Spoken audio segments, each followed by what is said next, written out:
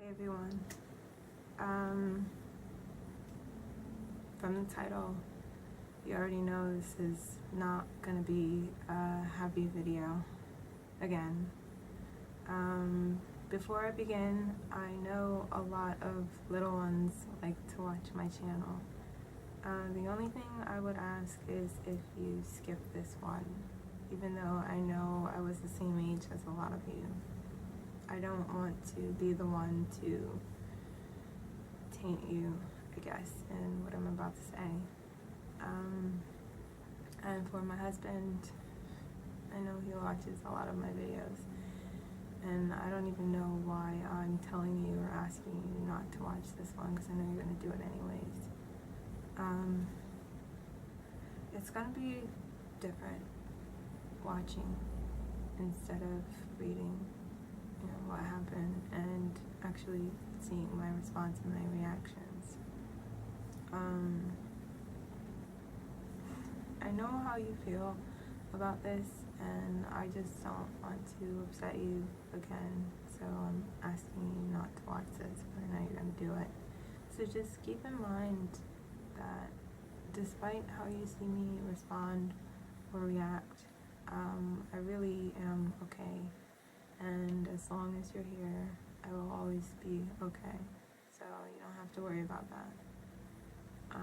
This will be a long video because the situation itself lasted like 3 hours, and it's definitely a trigger warning. So if you have experienced something similar or worse, just keep that in mind. And I will be cursing a lot, so if you're not used to hearing that language from me, either close your ears or click away. But yeah, I've been struggling with this a lot more so in the past month because recently I had watched a video of someone who I'm subscribed to, and they subscribe to me too, you know who you are, and she shared her story, and it reminded me of mine, and it was definitely a big trigger for me. And normally I'm able to kind of brush off the feelings and kind of push it aside and just forget about it and not deal with it. But for some reason I just couldn't with this for now. And every day I try and ignore it, and it would just get worse and worse and worse. And eventually it just became like all I thought about and all I felt and saw and heard, and like I started getting dreams, and it was driving me insane, and to the point where I can't take it anymore, and like I don't know what to do about it. I know I did mention I was going to share this story, but I was leaning more towards not, because in order for you to fully understand and, grasp what, had happened, I would have to give details, and the details are really intense and very graphic, and I don't even know, and I still don't even know if I want to share it or not. But yeah, I don't even know where to begin with this. I guess I will give you a little bit of background. Sorry, outside. I'll give you a little bit of background, and so you can have a better idea of things. So I was 13 when this happened, and it was a year after my first video like this. My mom had moved my brother and I down south. My sister didn't have to go because she just started college, and I hated it there. It was boring and hot and just miserable, and I wasn't ready for the retirement environment, and Mom knew I hated it there. But halfway during the year she had to move back because of work, and she didn't want to take us out of school since the year was like halfway over. So she let me live with my best friend, A. until the year was over, and then I moved back. So, yeah, A and I would hang out all the time, and we'd go out and stuff, and on certain nights they'd have teen night at a club, which was like from 13 to 17. Excuse me. And, it was like a safe place where kids can go dance, have fun, and I thought that was cool. One night we went there, halfway through the night I started dancing with this boy, and his name was B, and we clicked, and we ended up dancing together for the rest of the night, and I liked him, and he liked me, but, you know, the night was over, so that was that. The next school day, I found out that he actually went to my school. You know, we were the same grade since we were the same age. And I guess he found out that I went to the school too, and that I had class with one of his cousins. So he basically asked his cousin to ask me out, and, you know, I said, yeah, you know, I liked him. And so we started dating. I wouldn't even call it dating because, like, we didn't even go out for more than a week. It was like a couple of days. And I ended up breaking up with him because, like, he was on a completely different schedule, a different cluster. Like, we had no class together, no lunch, no gym, nothing. Like, never saw each other in the hallway. So it was basically like just walking around with a title. So there was like no point of even being in a relationship. So when I did finally see him, I told him that, and he completely understood, and he agreed, and, you know, it was completely fine, and it was like the best breakup I ever had in my life. So we were friends, and on the rare occasions where I did see him, you know, we'd say hi, hang out, you know, and whatever. We'll skip to my last week before I had to move. A and I went to the movies to see Fast and the Furious 2, and it was like one of those days where everything was just perfect and on point. Like, she did my hair, and my hair was nice, and it was finally like actually doing what I wanted it to do, and our outfits looked nice, and just everything was just on point. And halfway through the movie I had to go to the bathroom, so she came with me, and we ran into B and his cousins and his friends. So, you know, I said hi to everybody, and I said hi to B, and B just stared at me like he had a problem or something. And, you know, I tried talking to him, and he just wouldn't say anything to me at all. He would just like stare at me, and it felt really awkward, and I wasn't really sure how to respond or react to it. So I kind of just turned away and ignored him and talked to everyone else. And then eventually he kind of like eased up, and he was back to normal, and, you know, so we started talking again.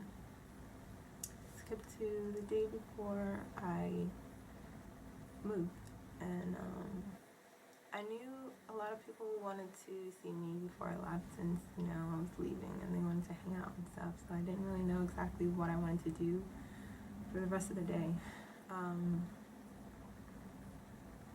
So later on in the afternoon, I get a phone call, and it's from B, and he's like, you know, when are you leaving? And I'm like, I'm leaving in the morning, so not even 24 hours. He's like, oh, okay, well, we're coming over. And I'm just like, no, you're not. And who's we? And he's like, you know, my cousin Al and my friend M, you know them, you met them at the movies. And I'm like, you know, you're not coming over. And I turn and I tell A this. And she's like, yeah, you know, hell no, they can't come over, because her dad, like, just left. And we would get in trouble if anyone was over the house, especially if it was boys. So she was like, you know, hell no. And I told him that, and he's like, I don't care, I'm coming over anyways. And I'm like, you know, well, you don't even know where she lives, so I don't know what you think this is. And she whispers to me, and she's like, you know, he does know where I live. And I'm like, shit, well, what do we do? Because he said he's coming and he doesn't care. And then I think I'm just like, okay, well, I'm like the worst procrastinator in the world, and of course I didn't pack at all, so I had to go home and pack my things because I was leaving the next morning. And so I'm just like, well, they don't know where I live, so we'll just go to my house because I have to pack anyways. And if they come over, we can't get in trouble because we're not here, so it doesn't matter. And she's like, okay. So I turn back to the phone and I tell B, I'm just like, well, have fun coming. We're not gonna be here. So then I hang up. And then Amy and I start running around like chickens with our heads cut off to hurry up and get ready and get out of the house before they get there. And of course, stupid me brings over all of my clothes the day before, and I didn't have anything to wear that day or the next day at that.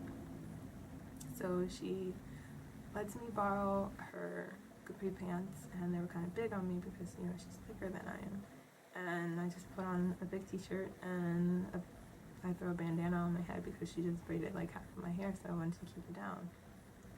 So we get dressed, get out of there, and if you live down south or you've ever been down there, then you know what I'm saying. And like, there's a bunch of like little communities in one, or I guess subdivisions. So my house was in the subdivision next to hers.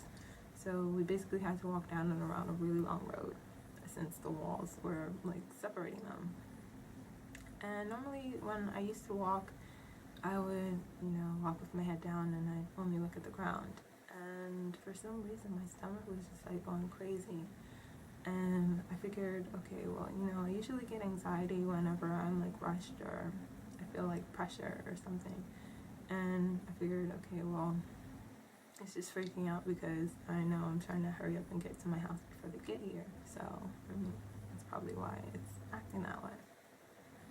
And for some reason, I look up and I'm like, oh, shit.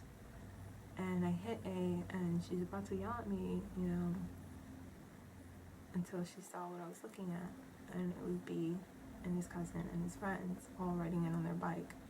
And I'm like, there's no way in any hell that they could have got there that fast. Either they were like speed racing on their bikes, or they were already on their way before they even called. And then I figured they were already on their way before they called. But it didn't even matter, because it's not like we can run anywhere because we were like walking in the middle of the street and they saw us, so it's not like we can like hide. And so she's like, what do we do? And I'm just like, I don't know. And she's like, well, we can't go back to my house because her dad's there and we would get in trouble just for being around them. And I'm like, I had to go home because I had to pack and I was leaving in a couple of like hours, so I had to get my stuff together. So I'm like, they're gonna follow us, but I guess I just won't let them inside. So they basically wasted their time coming. And so we catch up to B and his cousin and his friend, and I tell them, I'm just like, you guys wasted your time coming because I'm not letting you inside, so you guys can go home. And B just kind of like laughed at me, and he was just like riding his bike next to me the whole time. So we finally get on the street, and B falls back to M and L, and I turn to A, and I'm like, once we get to the corner, since my house is on the corner, we'll just like make a run for it. I have my keys, I'm ready, we'll get inside, I'll lock the door, and that'll be that. So we get to the corner and we just run. And I open the door and get inside and I lock it, and then we start celebrating because, I got inside, we made it. And then I go to the window to see what they're doing, and I see them put their bikes down, and I'm like, you really think I'm joking? Like, I'm not letting you inside, so I don't know what you're doing. And then I see them walking in the opposite direction, and then I'm just like, where are you going? Like, the front door is this way. And then I realize they're going to my back door, so I'm like, shit. And I run as fast as I can to the other side of the house and try and get to my screen door since I had a pull, because there was never really a reason to actually like lock your doors. Your house doors, you lock them. Some people don't, but I always did. But like, there was no need to really lock your patio or anything. And I tried to get to the door before they got there, but they already started walking inside by the time I like got there. So I'm like, shit. well, I have to get them basically off of my property.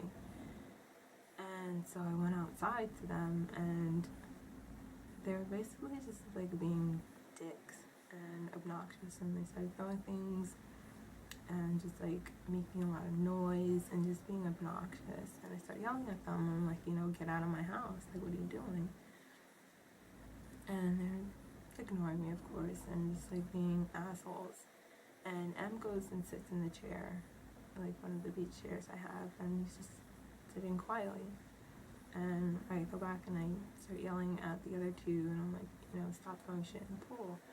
And eventually they're like, well, we're thirsty, so get us something to drink. And I'm like, not if you're throwing things in the pool. And they're like, well, we're not going to stop. And I'm just like, well, then I'm not going to get you anything. So then I'm like arguing with them for a little while to get them out of the house, because like, the thing is, I live next to like the worst neighbor ever. Like, she would tell my mom everything. She was like the nosiest person like alive. And like, she wouldn't even know the background information for anything. She would just like tell my mom. We would get in trouble for everything. And the thing is, she already knew that my mom had left and my brother left the day before, so I was basically like the last one to leave. And I didn't want her to think that I was having a party or anything, and I had a bunch of boys over, because like, she would tell my mom and I would get in trouble. And my mom wouldn't believe me that I didn't let them in, like they came in on their own.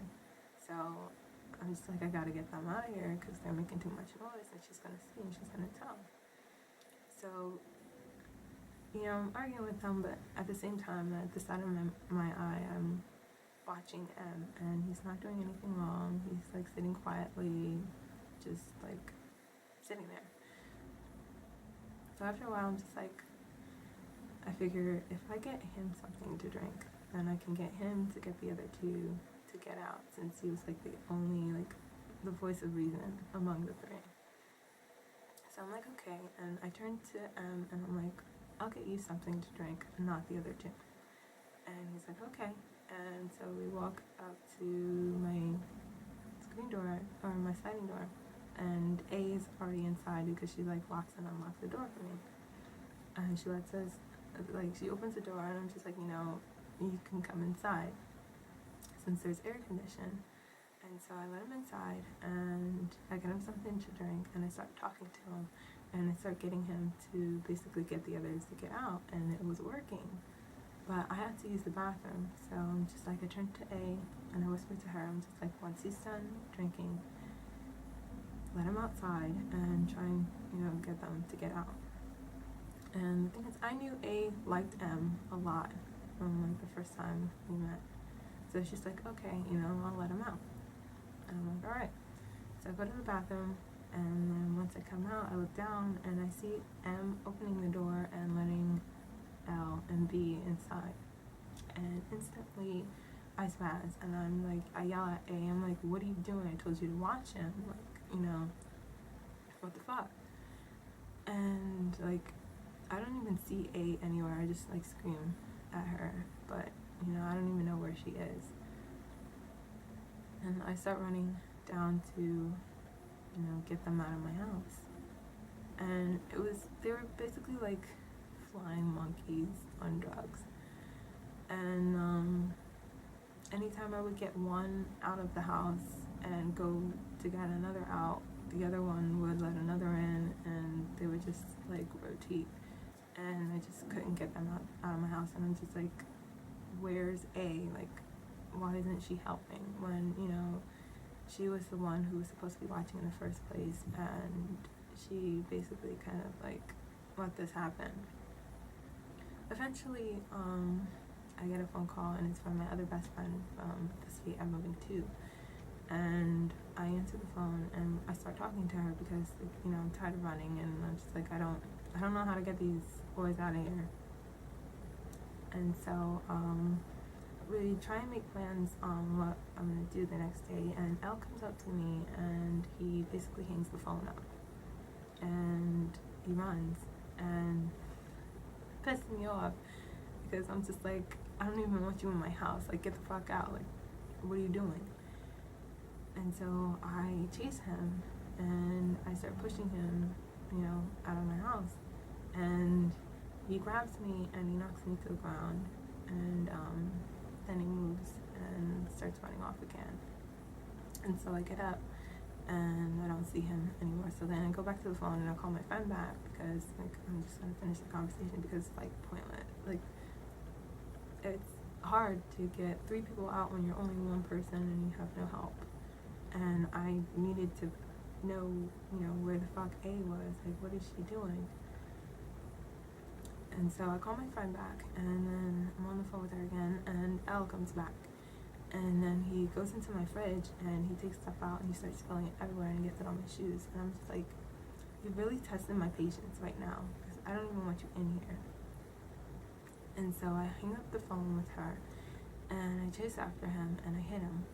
And I start pushing him, and hitting him and stuff, and getting him out of my house. And then, he turns, and he knocks me to the ground again. And in my head, I'm just like, damn, you suck, because, this happened for the 2nd time in a row. So I'm, waiting for him to move and get off of me so I can get back up. And he just sits there. And I'm like, what are you doing? Get up and get out. And he was just like, no, not until you behave. Once he said that, outside. Once he said that, I flipped out. And I'm just like, the fuck? Who are you? What do you mean? No, get off of me and get out. And he's like, not until you behave. And then, I start fighting with him, and he's just not letting me up at all. So, I'm struggling with him, and he keeps saying, you're not being a good girl and behaving. So he wasn't gonna let me up, and I'm just like, I didn't understand what I was doing for him, to behave in the first place. Cause I'm you're sitting on my chest and you're crushing my lungs. I need you to get off of me and get out of my house. And so after a while, I realized he's not gonna let me up until I say yes. So after the 5th time he asked me if I was gonna behave, I just stopped moving, I stopped resisting, I stopped doing everything, and then I said yes. And then he waited, and then he let go of my wrist, and then he stood up, and then he ran off. I sat there for a minute because I had to process, what the fuck just happened. And there's something wasn't right about that at all. I was really serious, and he just was not getting up. And I'm I need them to get out of my house right now. So then I hear A scream my name, and I'm just why is this girl calling me like that? So I get up and I go over to where she is, and she's in my laundry room. And I walk inside, and I turn on the light, and I see her standing on the top of my washing machine. And I laugh for a second because I'm what are you doing up there? And then I look down, and I see the 3 of them reaching for her. And I'm shit, I have to help her. So I go inside, and they see me coming, and then they push me out, and they turn the light back out. She screams my name again. And of course, in the last video, I said if I ever saw anyone who needed my help, I would help them because I knew how it felt, when you didn't get the help. And so I'm just I tell her, I'm don't worry, I got you. Come in, I'm not going anywhere. I'm gonna help you. So I push my way back in there, and I grab her and I pull her down off of the washing machine. And the thing is, it's a really tight space, especially with 5 people in there. So they started grabbing at her, and they started grabbing at me since I was next to her. And I'm we gotta get out of here, and we gotta get them out. And so I started pulling her and getting her out of the door, and they realized I was taking her away from them, and they didn't like that. So they started pulling her one direction and dragging me the other direction to separate us and stop me from taking her away. So L grabbed me, and he pulled me out the door, I guess to the garage. but my mom changed it into another room, and the other two were pulling her in the other direction. So I was really strong, and he pulled me all the way onto the other side of the room, and I was able to get around him, and I ran to the door. But by the time I got to the door, somebody closed it and locked it, and I was basically locked inside but outside since it was the garage. So then Al grabs me again, and he pulls me back to the other side of the room, and he pins me against the wall, and my back's against the equipment that's sticking out on the shelves, and basically drives it into whatever the metal pieces were sticking out, and it was like digging into my skin, and it hurt a lot. And so I was like fighting with him to, let me go. And eventually, like, yelled, and he was just like, you're not going anywhere. And I'm just like, why not? Like, let me go and get out of my house. And so, like, I was fighting with him. But, I mean, I knew the whole time, I'm like, it didn't even matter, because it's not like I can get out because the door was locked and I was stuck inside there. So I first needed them or someone to open the door and let me out. So it was like pushing and struggling with him, and then I hear the door, and I thought I heard it unlock, so I pushed as hard as I could, for him to get off of me, and I almost was able to move around him, but he just pushed me back with ease and dug my back into whatever metal pieces that were sticking out. And every time he pushed me back, he would come close to my face and would tell me that I wasn't behaving, so he wasn't gonna let me go. And he would try and kiss me, and of course I'd dodge and push back, and then I would tell him over and over, and I repeat myself, I'm like, let me go. Like, this isn't what I want, He shouldn't even be doing this in the first place. And I'm just like, let me go. And he did it about 3 or 4 times. And I guess he got frustrated because I kept dodging every single time. And so he grabbed me and pulled me to the ground and got on top of me, and basically a position where I couldn't move at all, and I couldn't avoid him. So he came in to kiss me again, and the door opens, and we both look up, and it was B walking in, and Al looked scared because, you don't mess with the exes, I guess. And even I was kind of afraid because I didn't know how he would react to, like, seeing Al on top of me. And then he just starts laughing, and that pissed me off, and I'm just like, I'm glad you find this funny, like, get him off of me and get out. And so, like, he walks up to us, and then he starts talking to Al, like I wasn't even there, like there was no problem, no nothing. And they started having a conversation. So in my head, I'm just like, are they just like fucking with me, or like are they like serious? And I sat there quietly. I didn't say anything, and they just kept talking like I wasn't there. And then I realized, I'm like, okay, I don't hear anything in the background. Like, where's A? Like, what did you do to her? And so I'm just like, I wanted to call her name out to see if she was okay, because like I didn't hear anything.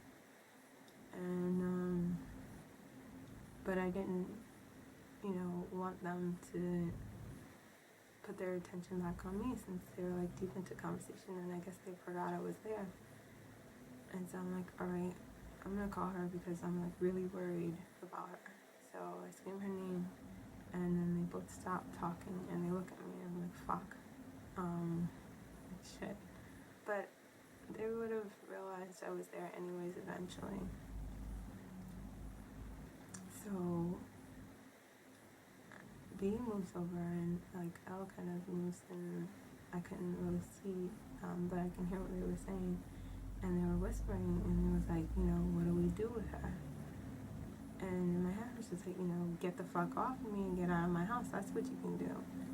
And so L moves and lifts me up and he tells B, and he's like, help me with her.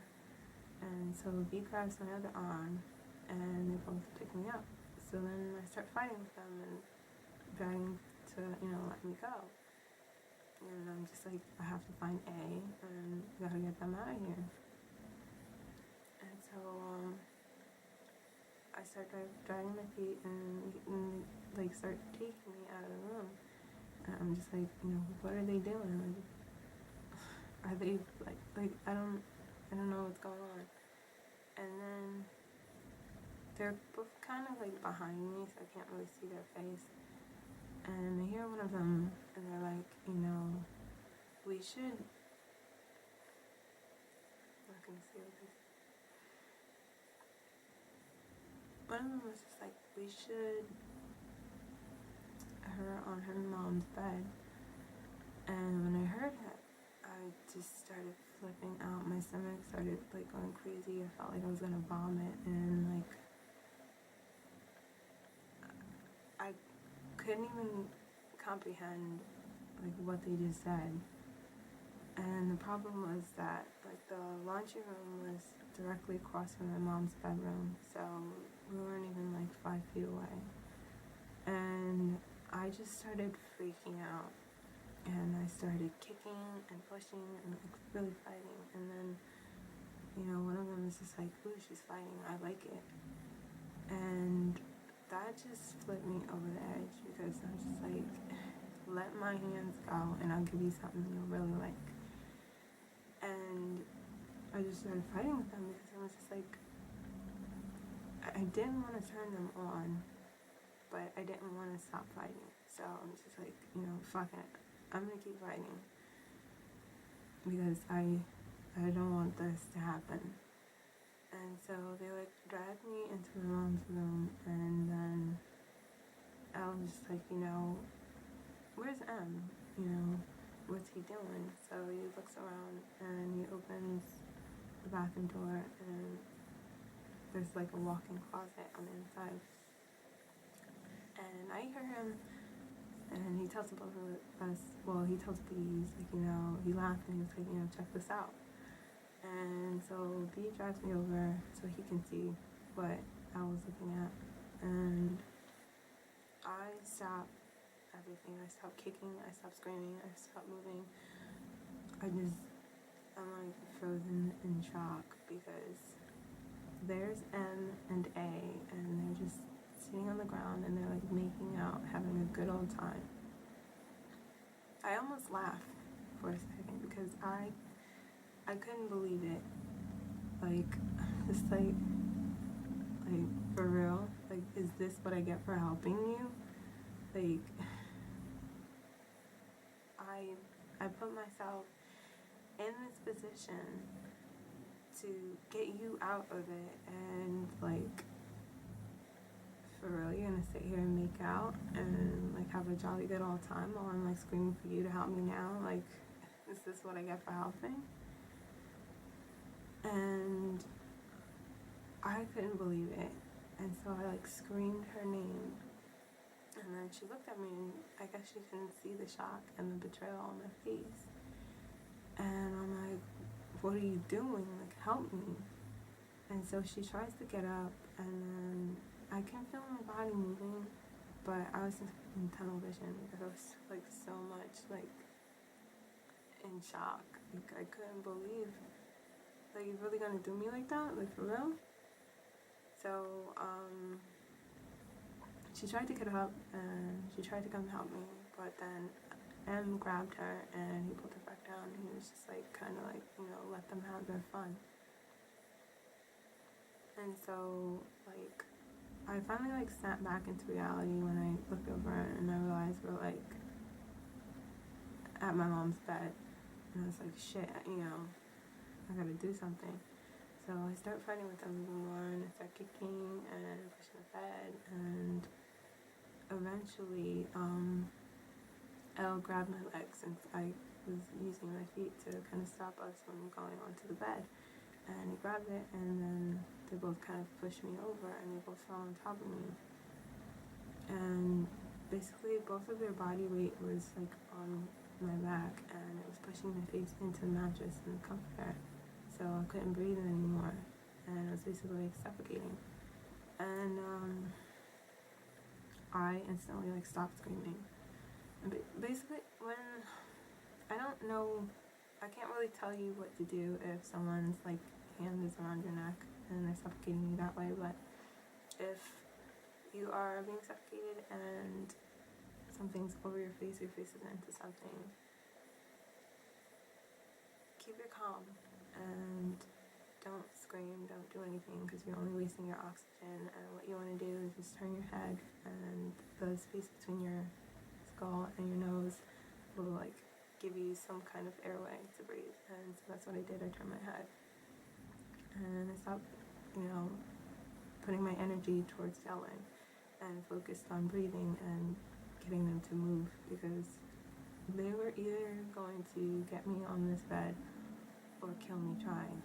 And so they finally like pulled me up onto the bed, and they moved their body weight, and I can kind of get up. So once they did that, I slid back and I fell between their legs and I fell to the ground.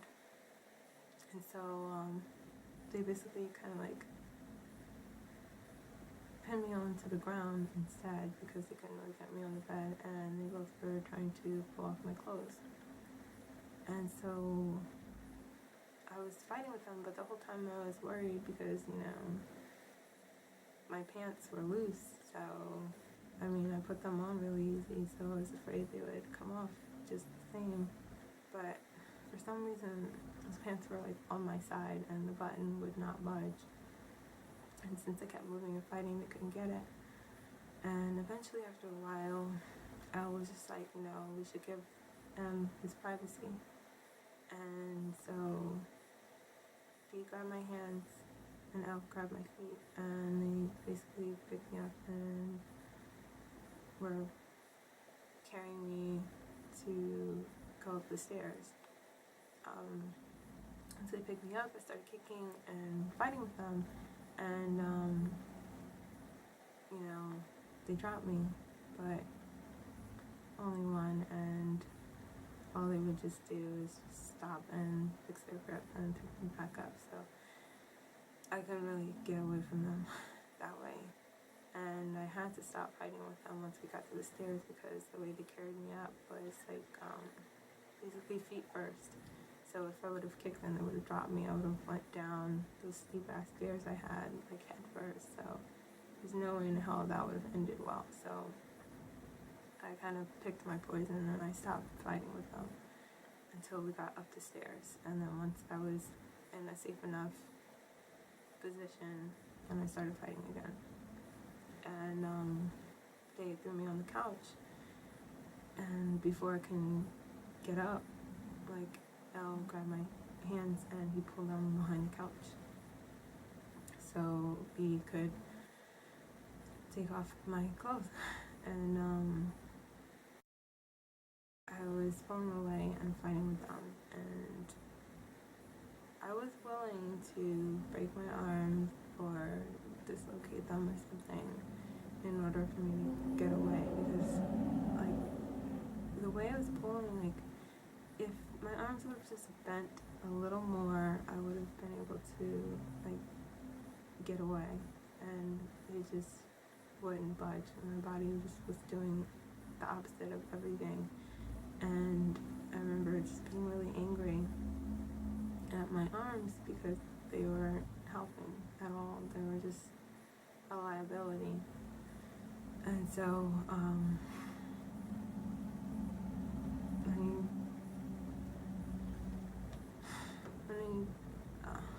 can't even say it. I finally got my shirt and stuff off. He stepped back, and he stared at me, and he was just like, you are so beautiful. And in my head, I'm like, I don't give a fuck. Like, get off of me and get the fuck out of my house. And after a while, he was staring at me.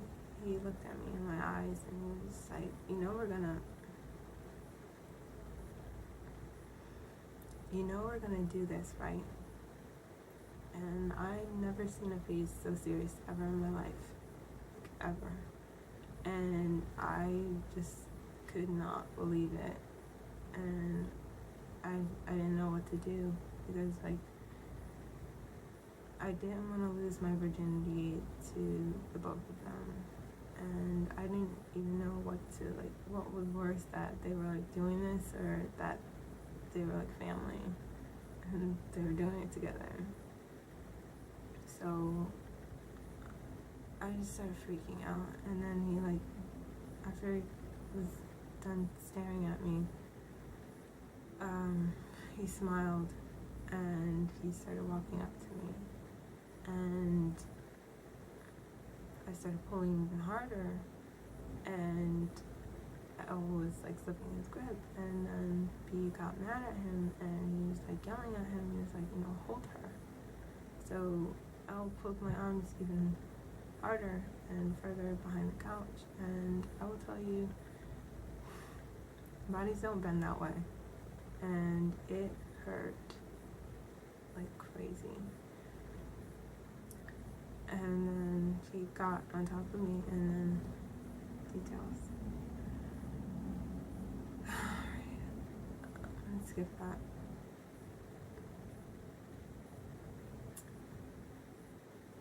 Basically, I'll let go of my hands so B can grab them, and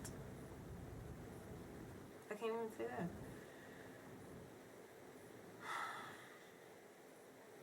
Okay.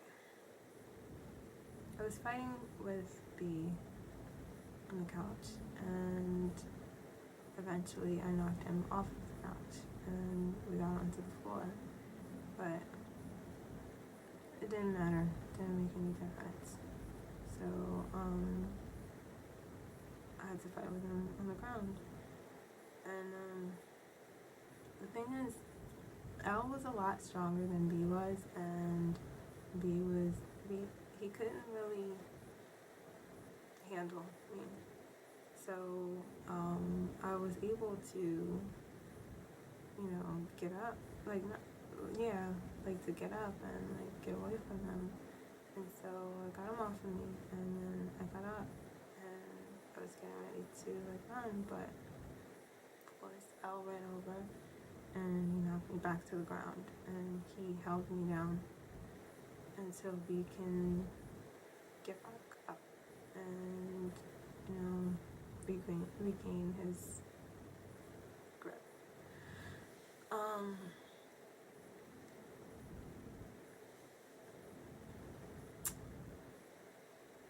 So then, B's back over me, and he tells L to get something to tie my hands with. So L finds a foam cord, and he throws it to me, and B starts wrapping it around my wrists. And of course I'm fighting with him, I'm tangling it and doing whatever I can, because I'm I can't do this. And I was getting so tired, and it was basically a race against time, because I didn't know how long I can keep this up fighting with the both of them. So then B was getting pissed off at me, and he kept telling me to behave, and basically stop fighting with them and stop tangling the cords, and basically just to let it happen. And of course I'm gonna keep fighting. So he takes his nails and digs it into my side to get me to stop moving, and of course it hurt, but I didn't want him to get the idea to basically use pain to to get me to do what they wanted. So I kept a blank face, and I just held the pain inside, and I didn't show anything at all. So he was getting even more mad, like, because it wasn't working. So he was digging his hand, like his nails, deeper into my skin. And I kept feeling my skin breaking, and I still showed no emotion, and I kept telling him, like, let me go, get off of me. And so after fighting with him for a little bit, A walks in, and when I see A, I couldn't help it. I just spazzed, and I cursed her out. I was like, you bitch, what are you doing? You're supposed to be helping me. I've been calling you. Where were you? And I just started spazzing at her. And she had like such a shocked look on her face, and I didn't know whether it was because I called her a bitch or because I was exposed or both, but I just went off on her. And B started talking to her the whole time, and he's just like, we're just playing, blah blah blah, don't mind us, ignore it.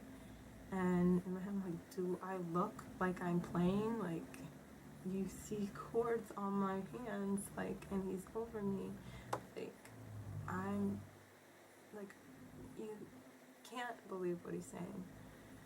And he just kept talking to her, and I'm still, like, cursing her out. So I guess she gets upset, and she walks off and leaves me. And I'm just like, where are you going? What are you, like, you can't be that stupid to believe him. And she just, like, walks off and leaves, and I call her name again, and, like, halfway through calling it for the second time, it just stopped. And I'm like, you know what, fuck it. No one else is gonna protect me, then I will. So I basically had to separate myself from myself in order to protect myself, because you usually fight harder when it's for someone else, even if it is yourself. But that did give me more strength. And so I used that distraction from him because he kind of like loosened his grip, and I bundled up the cord and I threw it as far as it could, enough where he would have to like kind of let me go and reach over to get it so I could get up. And while he was distracted, I was able to push up and turn around because like my legs are the strongest part of my body. So I turned over and I was able to kind of like push myself and lift the both of us off the ground. And so he started like fighting with me again, to get a hold of me. And he grabbed my arm from like the other side underneath me and pulled it. And so I fell over and I was back on my back. But the problem is, since he still had my hand, he just pulled it out from the other side. So my arm's like behind me and sticking out from the other side. And it was bent in a way that was not normal and unstable. So he started, putting pressure back on me since I was lifting up, and I could feel my arm bending, and I knew if he actually put his full on weight on my body, my arm would snap, like for real, and break when I didn't want it to break. So I immediately started pushing and put my body against his to like ease the pressure off of my arm, because that was the worst pain I've ever felt in my life. To feel your bones bend and not break. And so, he caught on that it was hurting me, and so he put more pressure on it, and he was just like, are you gonna behave? And I didn't say anything, and I kept focusing on, conditioning the pain I was under and keeping a blank face, because I didn't want him to use it against me, and he caught on. so he started pushing even harder. And he was just like, you know, are you gonna behave? And but then I couldn't even speak because I was under so much pain. And I was just like, I couldn't say anything. So the third time, you know, he asked, he pushed even harder, and I just felt if I didn't say anything, it was gonna snap, and I just couldn't take it anymore. I couldn't like hold it in, and I just like screamed, and I'm like, yes, I will. Now let me go. And so he stopped, and then he let me up, and he let me go, and he stood up, and I got up like as fast as I could, but I was like holding on with a thread. I had to stand there for a moment to kind of like let the pain settle and regain my strength because I couldn't do anything. Now is a point where I know people would say, okay, well, why didn't you run? The thing is, I couldn't because they were too close, and I didn't have enough energy to fight with them again. So they were basically, like, I basically couldn't run. They were like not even steps away from me, so I would have started with the fight all over again. So I basically had to pretend I was complying with them and, you know, behaving. So I just stood there and I didn't do anything, and then they kind of started relaxing a little. And eventually Elle walked out of the room. So I was just looking at B, and I'm just like, in my head, I'm just like, you know, it's you and me now. So, you know, you need to get the fuck out of my house. And he turned around and he wasn't looking, and I don't remember how, because I'm kind of like blacked out. But somehow I ran and I grabbed the knife, and I brought it back because, like, the thing is, they were in my house. You know, it was no one else's. Like, you know, I should run where? Run home? You know? So I'm like, they need to get out of my house. And so I held up the knife and I told him, I'm like, you need to get out. And he saw it and he got scared. And he was just like, you know, Brittany, put the knife down. Like, give me the knife. And I'm like, no, get out. And the thing is, his body got really tense. And he started slowly walking up to me with his hands up. Problem is, like, I couldn't control my body. And it was afraid. And so I started stepping back and backing up since he was coming towards me. I'm like, fuck, you know, you shouldn't have did that. And he kind of like caught on and he like started calling my bluff. So I'm like, okay, well, you need to be really convincing. And because I didn't plan on stabbing anyone and I didn't want anyone to really get hurt because I know you get arrested. So I just wanted them to get out of my house, and that was it. So I tried to use the knife to get them to get out. And so he started walking towards me, and then I'm like, okay, well, he doesn't believe you. So I raised it higher, and I was fighting really hard to even hold it up in the first place. And I tried to be more convincing, and, you know, I yelled at him, like, you know, get out of my house. And he just kept telling me to give him the knife, and he got closer and closer.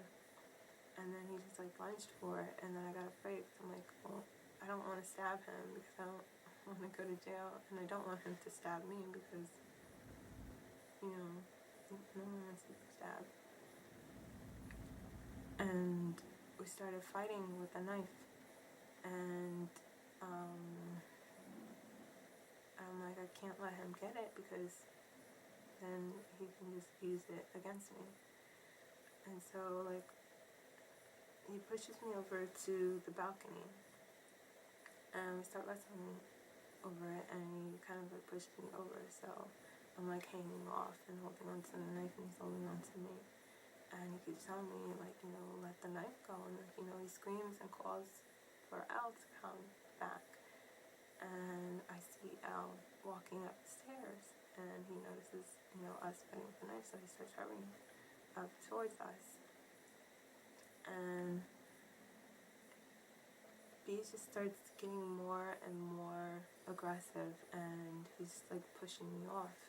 And I'm like, my feet start slipping. I'm like, like I'm falling. Like, stop pushing me. And he's like, no, let go of the knife. And he just keeps pushing me until like I can't even put my feet on the ground anymore. And he starts letting go. And I'm like, he's gonna kill me right now if I don't get rid of this knife. And so I'm trying to think fast of, where I can put it, because I didn't want to just drop it on the ground, because then he could just pick it up.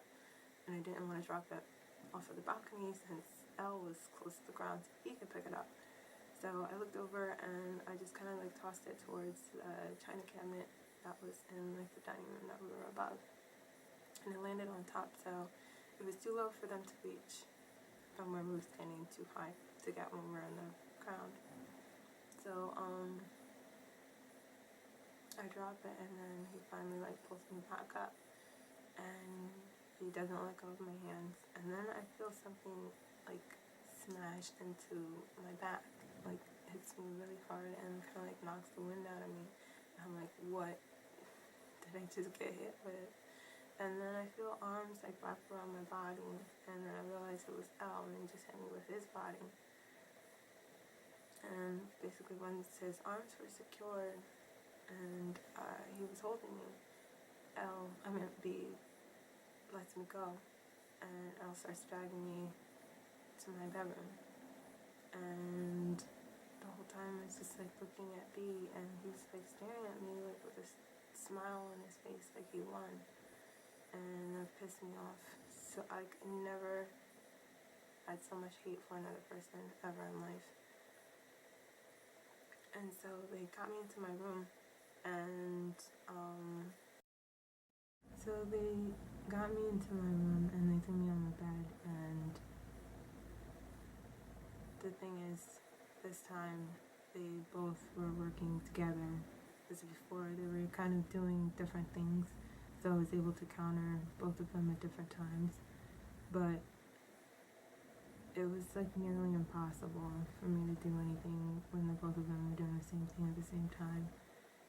And it was kind of like overpowering, and I just couldn't stop them. And they got my pants unbuttoned, and they pushed me, and when I fell back, I like smashed my head on the headboard, and I fell, and they started to move to climb on top of me. And in my head, I'm just like,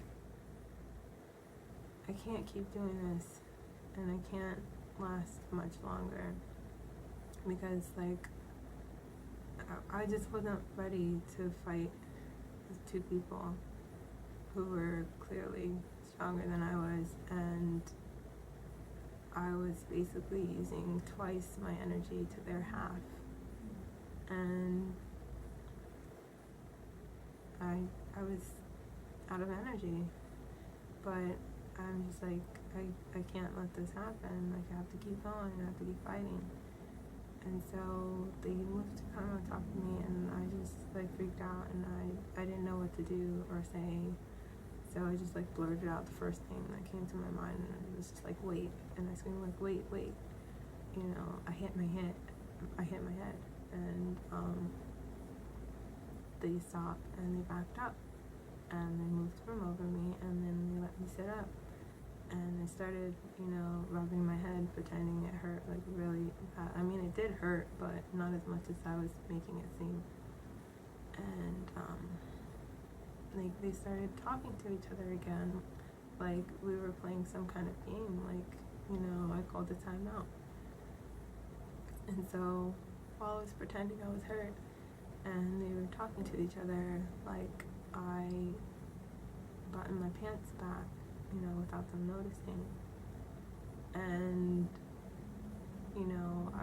it was kind of like one of those cartoons or something where you see the bad guy and they get farther than what they expect and then they don't know what to do afterwards, because I wasn't expecting them to actually let me go.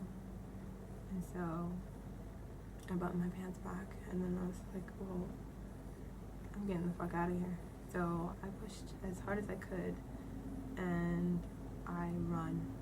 And the thing is, when I was running, I was like completely terrified because like I had no idea what I was, doing, because like I didn't know whether or not running was a good idea or a bad one. Like if they would get mad or, if I would get away or any of that. So like I didn't like not knowing.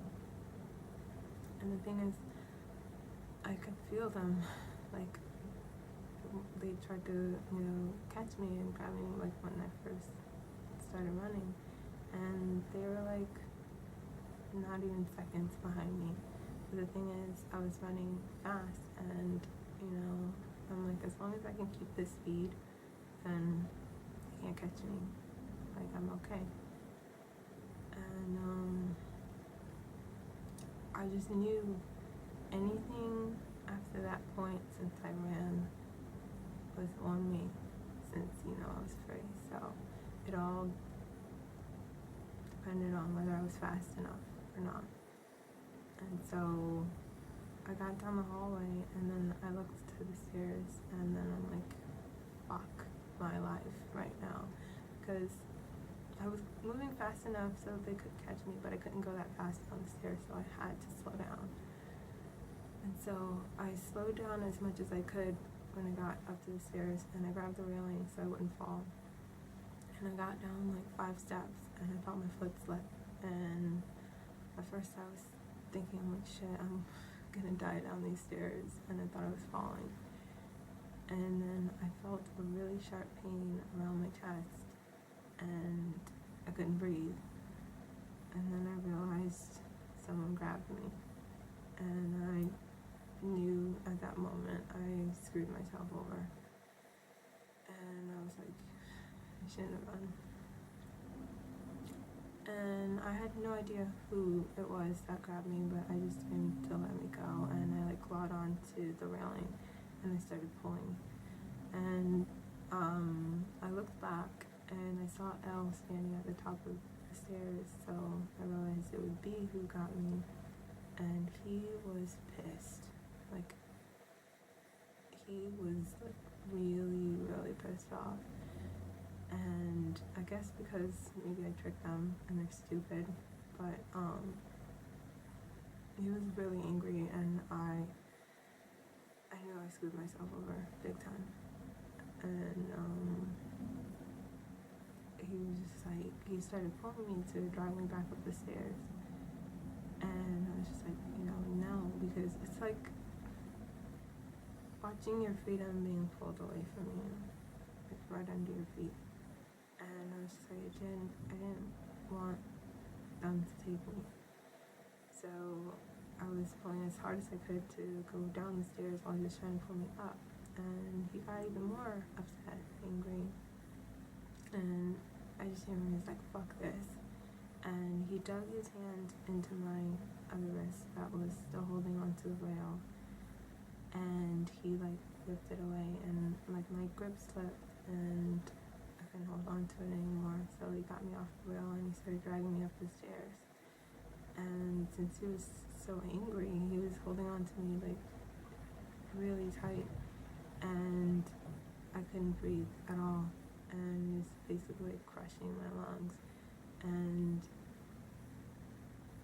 when he's ever let me go, and when he kind of moved, I like struggled with the little bit of air that I had, and I told him, like, you're hurting me, like, let me go. And he kind of stopped, and he like loosened his hold a little bit, or enough that I could breathe. And so once I was able to get air, I was telling him to let me go. And then he was just like, well, are you gonna behave? And I'm like, yes, I will. And then he stopped and he was about to let me go, and then he waited and he was like, no, you're not. And he caught on that I was lying, because you damn right I was lying.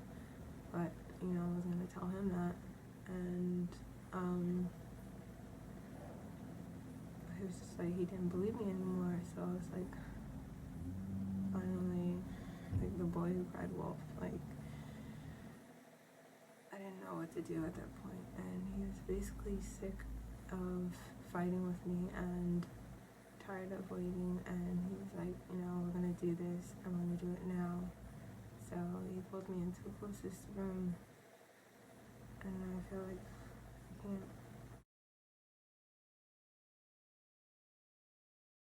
So they pulled me into the closest room, which was directly across from the stairwell, and, you know, like, try and claw onto the wall and stuff to stop us from going inside the room, because he was tired of waiting, tired of fighting with me, and he wanted to do it now. And so we walked in, and I was just like, he laughed, and he was just like, isn't this her brother's room? And then B was just like, you know, fuck her brother. And he said it was so much anger in what he said, it kind of like stung me. And I'm just like, you know, why are you so angry about it? And then I remembered a time long ago, I think he came over my house, and I think he was trying to see me. And my brother was there, and of course my brother's really protective, you know, as his little sister. And, you know, he basically, like, embarrassed me and, like, threatened him and stuff, and was like, you know, stay away from my sister, and blah, blah, blah, you know, the whole big brother deal. And embarrassed him in front of everyone, and I think he was angry about that. And then I realized, I'm like, wait, he did know where I lived. I don't even know how, but he knew where I lived. And so B was just like, I'ma love it when I tell him. I can't even say what he said.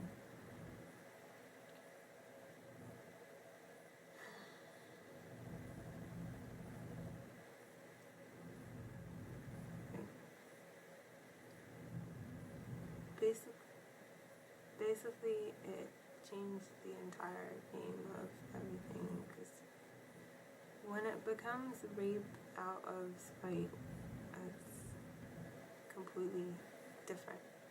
And I don't even know how I managed, because I just wanted to vomit. And he started to tell me what he was gonna do and how he was gonna do it, and that he wanted to take his time. And I was just laughing the whole time, and he thought it was funny. And I barely even had any energy left to keep fighting with them, but I tried. And so B pushed me on the bed, and he got on top of me before I can get up. And Elle was like looking out of the window, since the window was open, and B turned to him and he told him to leave us and lock the door, because I guess he wanted to be alone with me. And I didn't want Elle to be there because he wasn't helping, but I didn't want him to leave me either, because I did not want to be alone with B.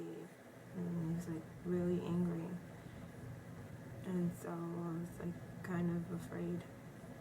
And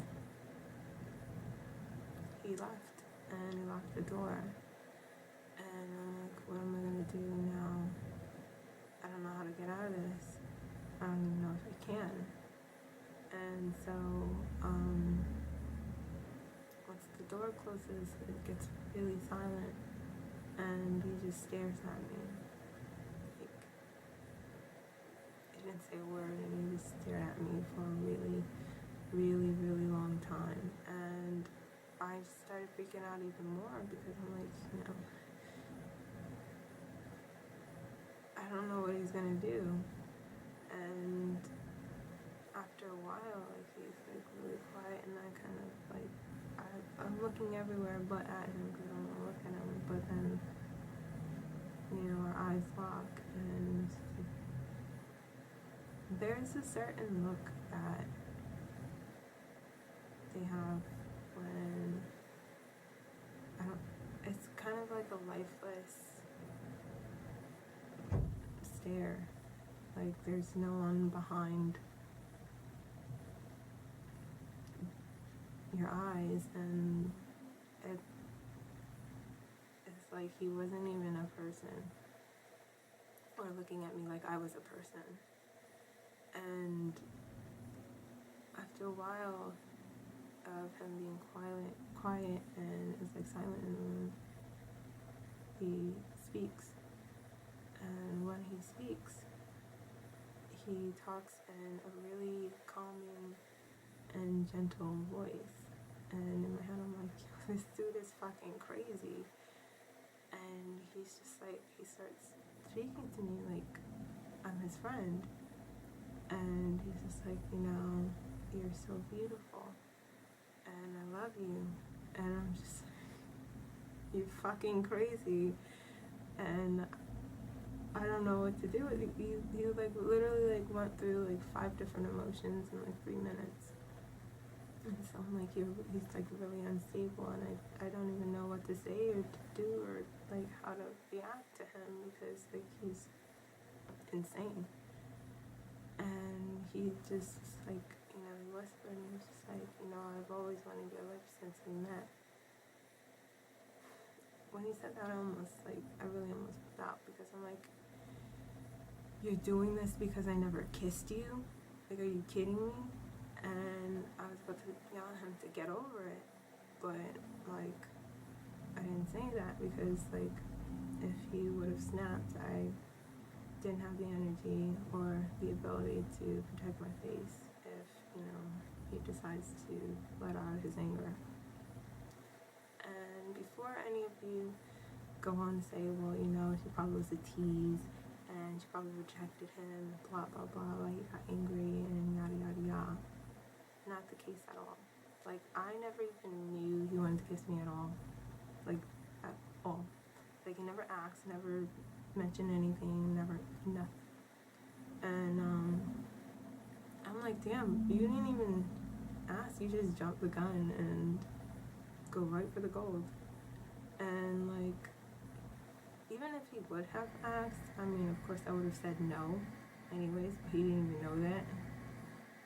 Because, like, I'm not that kind of person. Like, I don't kiss anyone unless we're dating, and even if we're dating, it's not gonna happen for a while until, I want to, until I'm comfortable with you, until it's, like, really good into the relationship. And we only went out for a couple of days, so it just wasn't gonna happen. But still, I'm like, you didn't even ask. And so I'm just like, I stay quiet. And he's just talking and basically telling me how much he wants me and, how beautiful I am and that he loves me. And the more he spoke, the more I realized, and it clicked to me, like, he planned this from the very beginning, like, and I honestly was just like thinking back and trying to make sense of anything while he was speaking, and it added up. From the moment I saw him in the movie theater, how he was acting, and from his response from the phone call earlier that day, and just everything. And I just realized he legit planned what he was going to do from days before, because the thing is, I wasn't wearing anything seductive or revealing. you know, wearing baggy pants and a big t-shirt and a bandana. Like, it's not sexy at all. And it's not like I misled him or said anything or did anything to like play with his emotions or feelings. You know, like, he basically used my friend to get to me. And I mean, I don't even know what he was telling her the whole time, like feeding into her every time we weren't even around. So from when I, you know, was fighting with Elle in the very first place, I don't know if he was talking to her, or, you know, when I was in the garage room separated from them, I don't know what he was feeding into her, because the way she responded, you know, when I asked for her help when she was finally free and she left, like, I don't know what you did to her, but, like, I don't know. And I'm like, he brought M to keep her distracted because he knew she liked him, and he brought L, you know, for the muscle, because he knew he couldn't handle me. And I was just like, you son of a bitch. And he started to kiss me and stuff, and I didn't have any more energy. Like, I could barely breathe and speak at the same time. I was so tired by then, and I was hurting so much. And the thing is, since I was laying down and he wasn't, you know, doing anything, you know, the pain actually really set in, and it was excruciating. And the whole time in my head, I'm just like, I don't know what I can say or what I can do at this point to stop this. And the thing is, I usually don't beg, ever. And I just started begging with him to just let me go and pleading with him.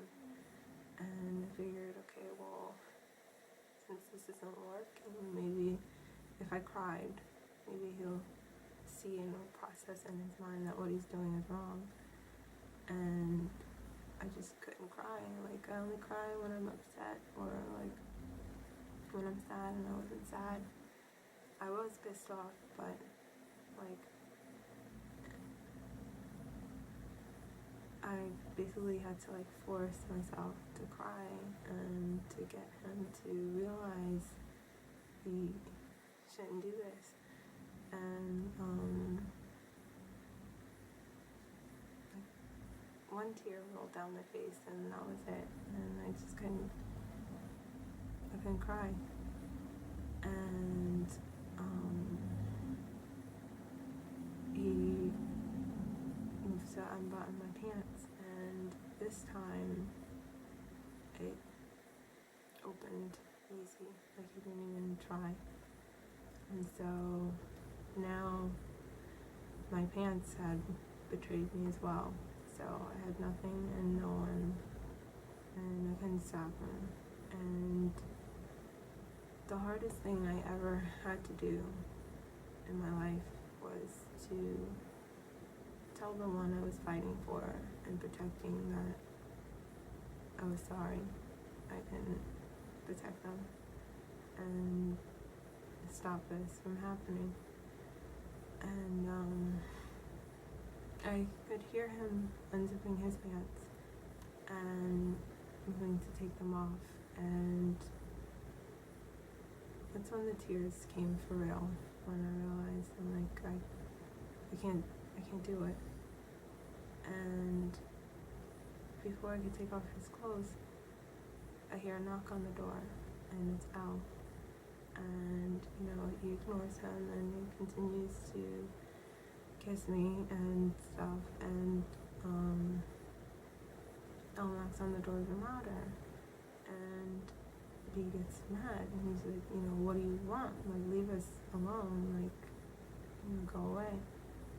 And I hear Al saying, you know, somebody's at the door.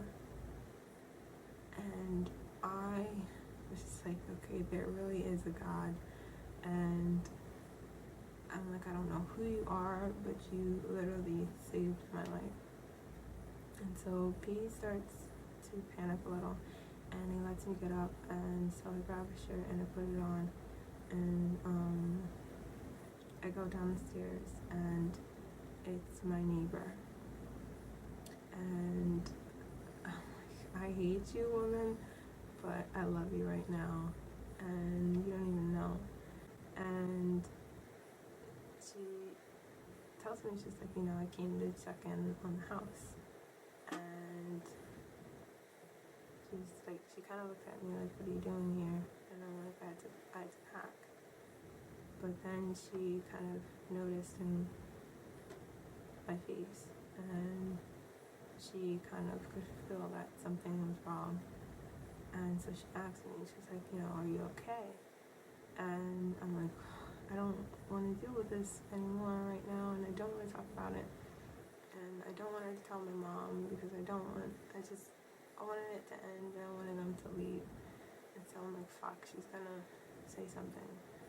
And so I'm just like, I'm okay. And I put on the biggest smile I could, and I'm like, I'm fine, there's nothing wrong. And she kind of didn't really believe me, and she's like, are you sure? And I'm like, yeah, it's completely okay. I'm like, I'm good. And then she looked over to A, and A was sitting next to M, and then she looked at, who's that?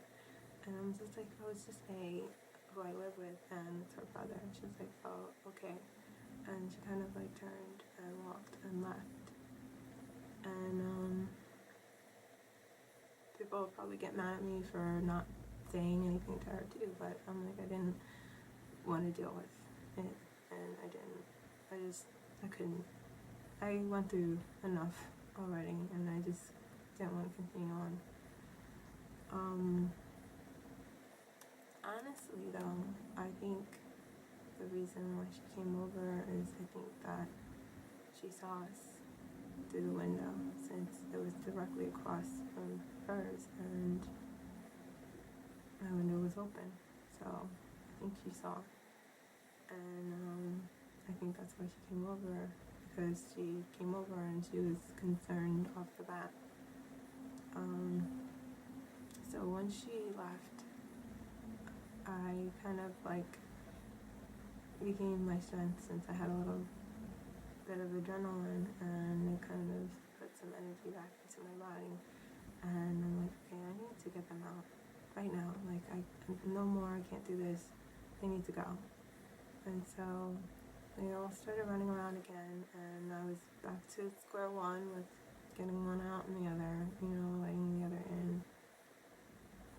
And eventually, I don't even remember if A was helping me this time or not. I have no idea. I think she was, maybe not.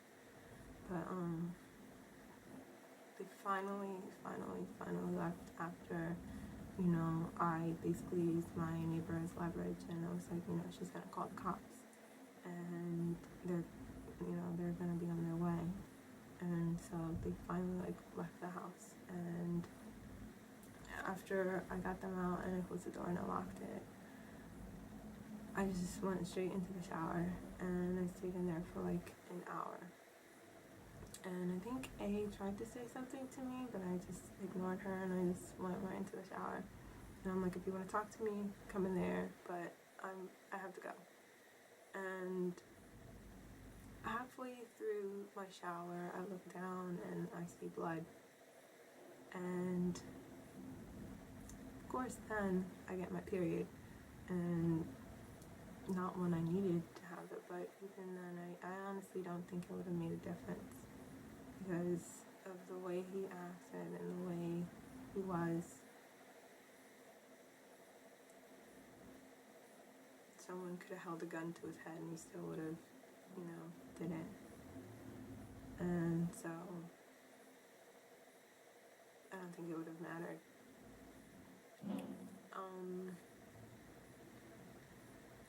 so then it like hit me, and I'm like, you know, if this would have happened, you know, I could have gotten pregnant, and I could have, you know,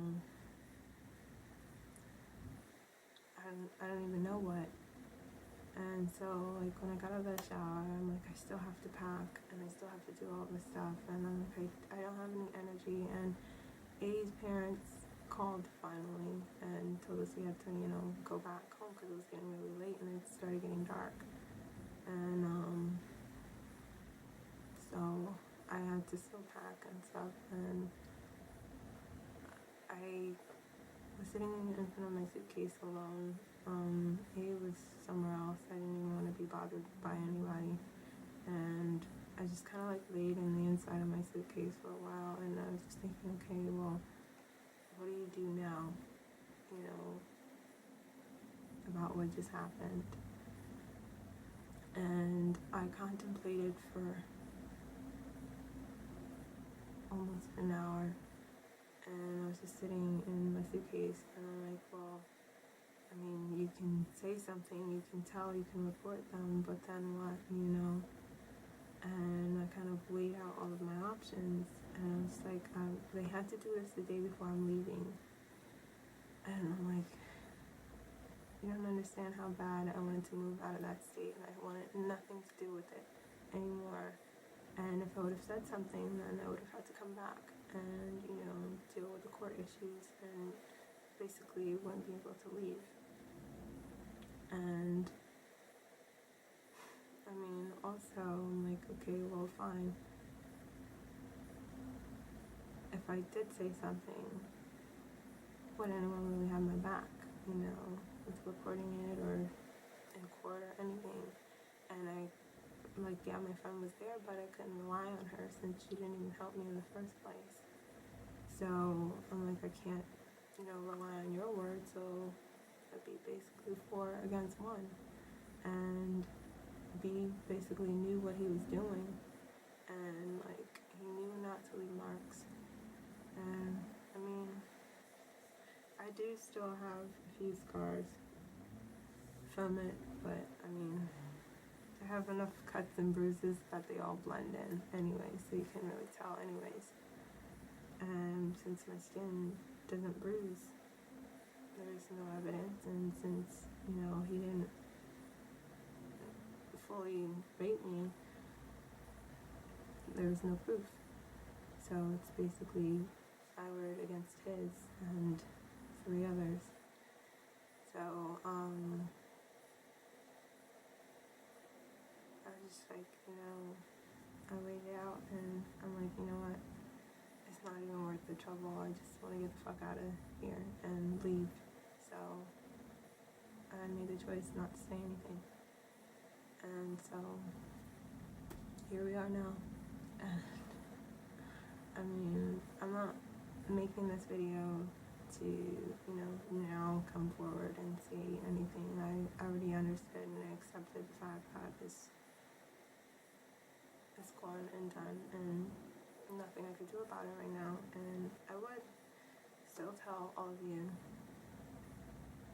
Actually, you know what, I'm not even going to say what everyone says. You know, you should always come forward, blah, blah, blah. I'm not telling you not to. What I will say is do what's best for you.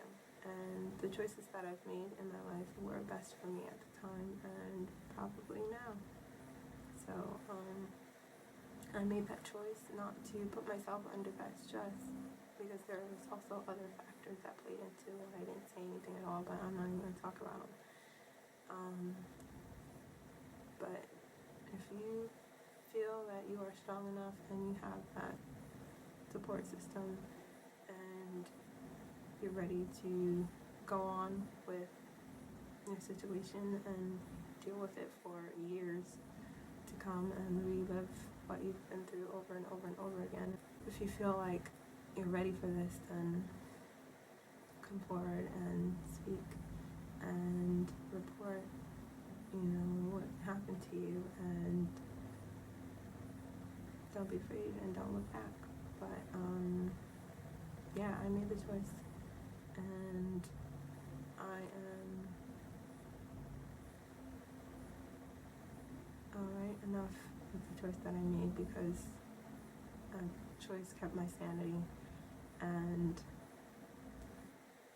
it's the reason why I'm here still. So I'm alright with it.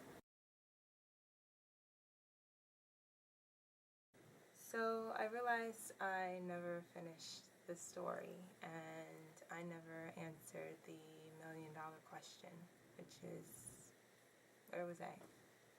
What was she doing the entire time we were at my house? Where did I even leave off? I was still packing, and A's parents called again because it was like an hour plus from the time they called in the first place.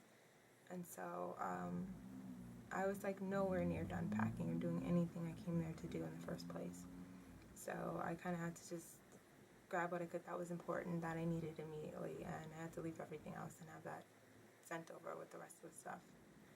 And so I packed what I could, and we left my house and started walking to hers. And I remember it was like extremely hard for me to even walk because I was in so much pain, and I was still bleeding from my side and my wrists, and my asthma started acting up, so it was like hard to breathe, and it wasn't a fun walk home.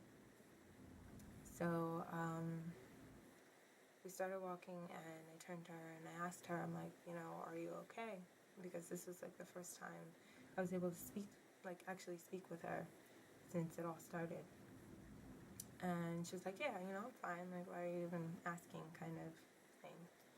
And I paused for a second. I was like, you okay? Like nothing happened? And she was like, no, what happened with you? What were you talking about earlier? Because the thing is, while I was in the shower, after I was processing everything, I told her, I'm like, you could have been an aunt. And she was asking me questions then, but I told her I'd just tell her, what happened later. And so, I told her, I'm like, well, B and L tried to rape me, and they got really close to it. And she was kind of like shocked and surprised, like, what do you mean? And I was about to spaz for a second, but I caught myself because I learned my lesson already on how to react to her, because she would just shut down and not give me anything at all. But really, I was just like, what do you mean? What do I mean? Like, were you not there? Because the thing is, they were very vocal about their intentions and what they planned on doing and everything. And it was no surprise of what they wanted to do and what they were going to do. And so really what I wanted to say to her, I couldn't, because she just wouldn't tell me anything.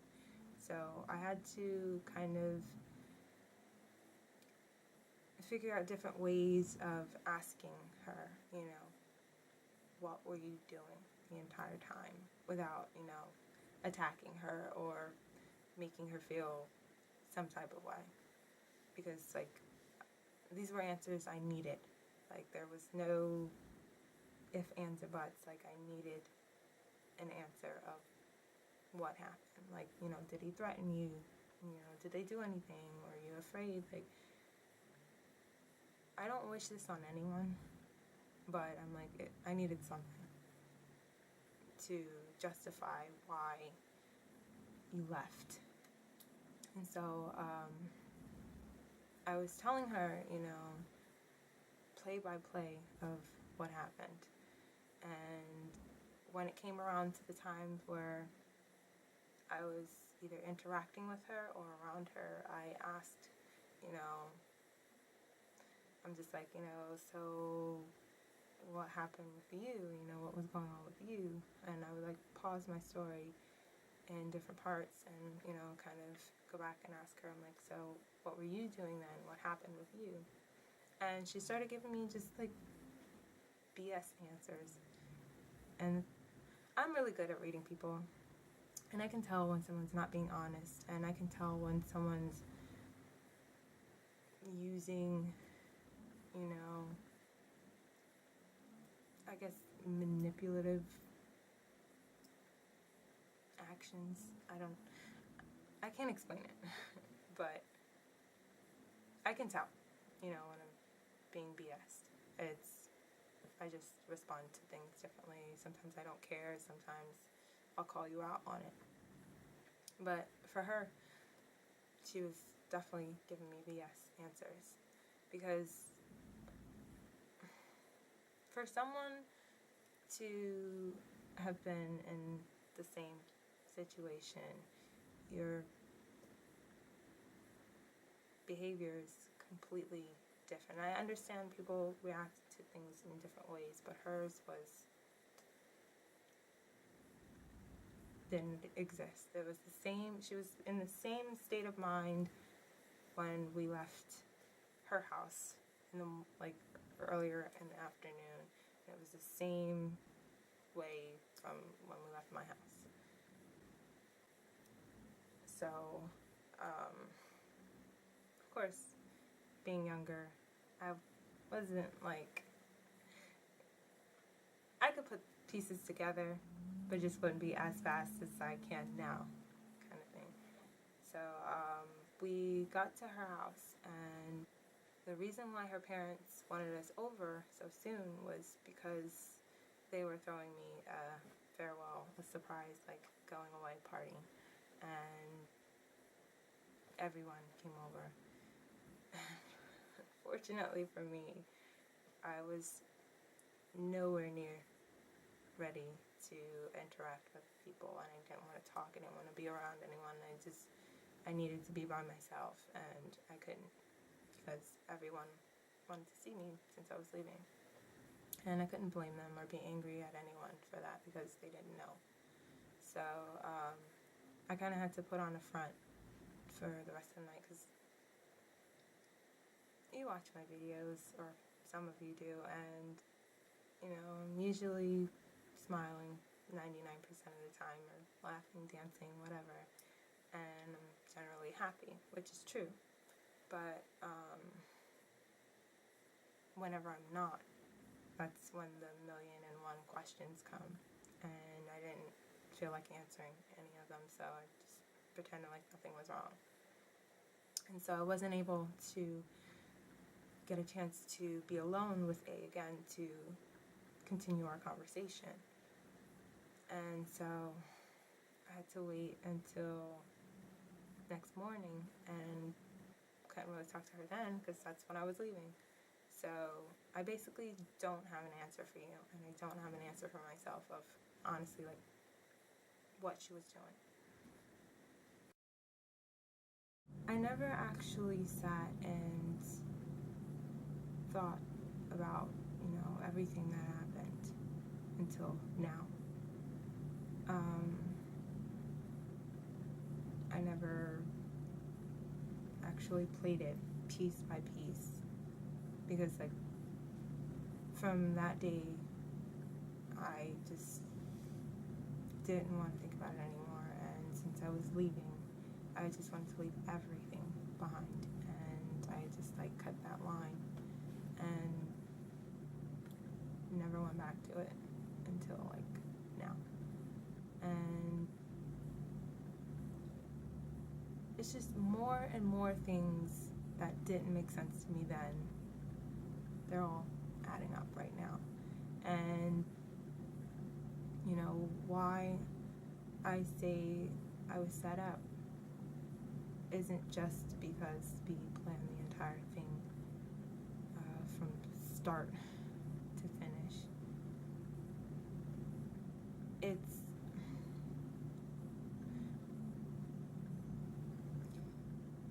I honestly don't know how deep this goes, and I don't even want to go there because there's no point.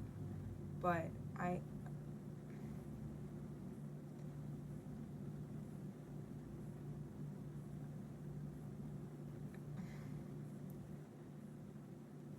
I'll say this.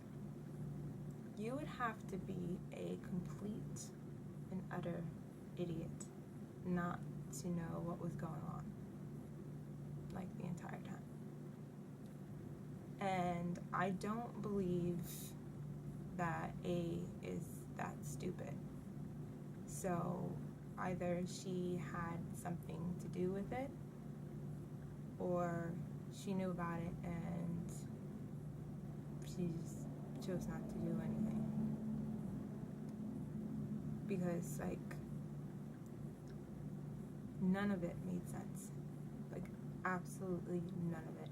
And I would tell you 100%, like, I would be completely, she was in on it 100%, if I wasn't the one who thought to, go to my house. But then,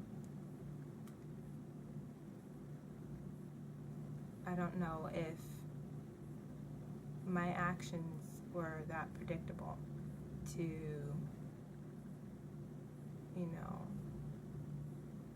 have me think that I don't even, I'm already getting pissed off.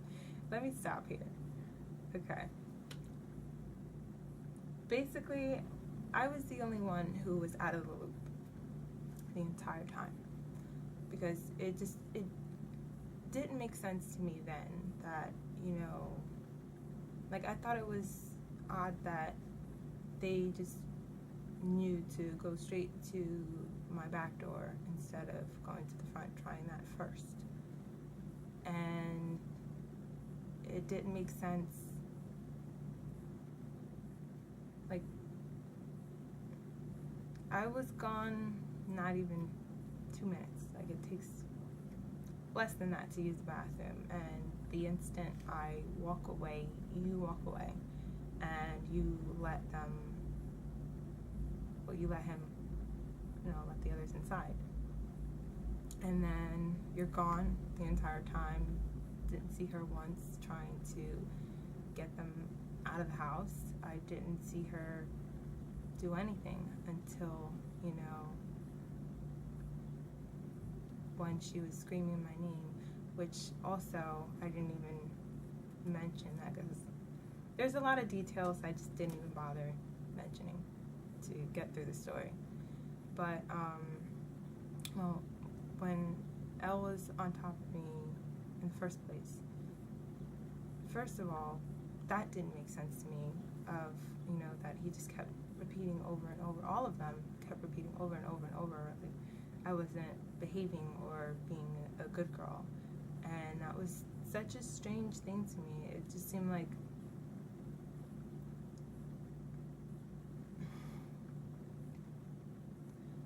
I don't want to say like they were trying to break me, but the thing is, I have a very dominant personality, and what it felt like is they were trying to make me submissive and, do what I was told. And whenever I didn't, they would hurt me. And so, I don't think they were expecting that I would fight the entire time. So, I don't think they were planning on that, which is why it lasted as long as it did. But, yeah, from when I was with Al in the first place, and, I said that I would behave, it was silent for a little bit, and then all of a sudden I hear A screaming my name like she was dying. I heard no commotion, no shuffles, no arguments, no, it was silent, completely silent. And, I walk into the laundry room and she's standing on the top of my washing machine. Like, I would have heard you climb on it. Like, if there was really a commotion and there's literally a door right here and right there, like 3 steps in between, and there's nothing. But you're screaming my name like there's a problem. So, you know, I go to help because A, you're my friend, and B, like I said before, you know, if I ever saw anyone who needed my help, I would help them. And she basically was the bait. Now, whether she knew she was the bait on purpose, or if they made her the bait and she didn't know, either way, it doesn't even matter, because there was still 2 more hours, you know, after I didn't even, after, you know, I was locked in the garage room, and, you know, then they finally reveal their intentions and, you know, what was going to happen. She's in the closet making out. And the thing is, I know for a fact she heard me, because I'm loud. I have a really loud voice. And I know you heard me screaming your name. And she made no efforts to get up and help me until, you know, I yelled at her, like, what are you doing? And the thing is, which is why I'm like, I know you're not stupid and I know you're a part of it, is because when, you know, they were trying to drag me on my mom's bed, you know, she could see, you know, where the bathroom was, you see the bed. And she was cheering for me whenever I was, you know, stopping them from, you know, getting me to do whatever they wanted to do. And that meant you knew what they were doing. And I know you heard, because they were loud. And so that's another thing. And I'm like, all right, fine. You know, if he's holding you, not letting you get up to help me, there's nothing I can do about that either. And I'm like, okay,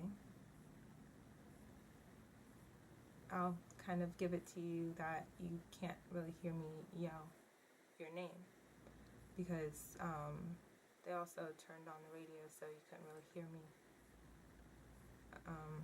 screaming. So I didn't even put that against her, that I was calling her name and she just wasn't hearing.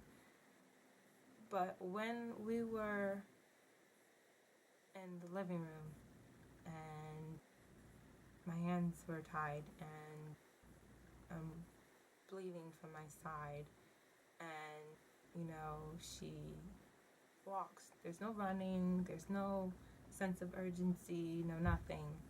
And she walks up to us and she's like, you know, kind of like, what's going on kind of thing. And any sane person would either A, run for help because she was completely free, you know, there was no scratches, she had all her clothes on, she was walking around, no one was around her, no one was stopping her from doing anything. For one, you could have called for help. And 2, you could have been the help. And you're standing here next to the both of us, and you're entertaining a conversation with him on, you know, what's going on. And I'm like, why are you even asking? Like, why are you entertaining this interaction? Which is why I was cursing her out, because, like, I figured, okay, once she saw me, she would come help, because she's free. And I'm like, she wasn't doing anything. She just was talking to him, and he was talking to her. And I'm just getting more and more pissed off, because I'm like, why are you not getting him off of me? You can have this conversation later. Like, move him first. Like, what are you doing? And it's like she used that as an excuse to get pissed off and leave me, because I was cursing her out. because she wasn't doing anything. Like, she was not getting him off of me. And I told her, I was thinking for the longest, so many years, what did I say to her, that she left, like, to make her leave. And I was thinking, and I'm like, the words I felt that came out of my mouth, I remember saying, don't be fucking stupid. Get him off of me. Because he was just giving her BS. Like, oh no, we're playing. She wants it. She likes it. Blah, blah, blah. And I told her, I'm like, don't be stupid. Like, why are you... And so, because I cursed at her, and I was yelling at her, and I called her a bitch, she leaves. And does not come back for 2 more hours. And the only thing that helped me was the fact that I fought with them for so long, and we ended up in my brother's room and by a window next to, my neighbor's house, who's nosy, and basically able, like, they were able to see and come. And I'm very thankful that she did. And so that was the only thing that helped. And when I, was finally able to get away from them and, go down the stairs, I look over and I see A sitting next to M, in the kitchen, just hanging out. I don't know whether it's because, my neighbor came over or, what, but either way, you still didn't get help. It was like any old regular day. So that's why I say I think I was set up, because I think either they all planned it together or filled her in while I was, with Al, or what. But,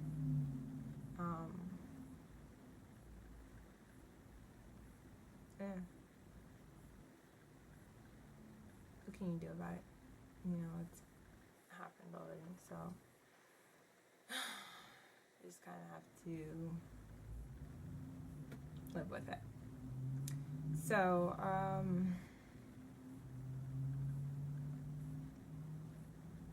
don't even know how to end this. I guess I can't even say have a wonderful night, morning, evening, or afternoon. Tried to. And I almost forgot to mention, because I knew there was something I wanted to say while I was saying this story, and I just forgot. I cannot stress this enough. If you are in a situation and you have a weapon, before you put it in your hands, make sure you are okay and 100, and I mean not even 100, 1,000% okay with using it. If you touch a weapon, make sure you are willing to use it, and make sure you are accepting the fact and okay with, I'm not really okay with, but you're accepting the possibility of it being used on you. I didn't realize, what I had in my hand when I picked up the knife.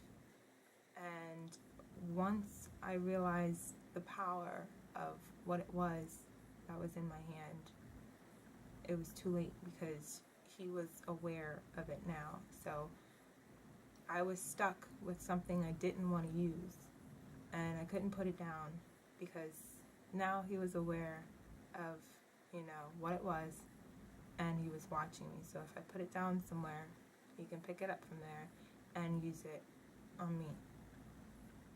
And since I couldn't read his, behavior or what he was going to do. I couldn't predict that he would be as aggressive as he was. And naturally, I can't blame him because it's human instinct to protect yourself. But I couldn't even tell him I wasn't going to use it because I wasn't. Because if I would have said, I have this knife in my hand and I'm not going to use it on you, I'm just waving it around, you can take that too. So I was stuck with something I didn't want. And lucky enough for me, they were stupid. And once I dropped it, from that moment on, I was worried to death that put an idea in their mind to just go grab another one. So, do not use a weapon unless you're ready to use it. So, yeah, I think that was it. I guess I will end this video with a message to any and every single person out there who has ever been harassed or assaulted or any of that. Doesn't matter if you're a boy, a girl, both, none, doesn't matter. Always remember that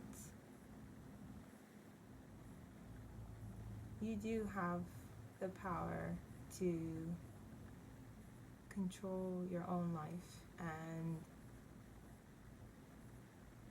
control what you do and how you feel. For me, I chose to live happy and to not dwell on the bad things, because there's lots of bad things, but I don't focus on them. I live my life how I want it to be lived, and I'll tell you, I have constant anxiety and stress and gone through depression and all of that, and everyone does, so you're not the only one. And just because something horrible has happened to you, and it can happen more than once, or maybe that's something you are so used to that you don't even know what's good.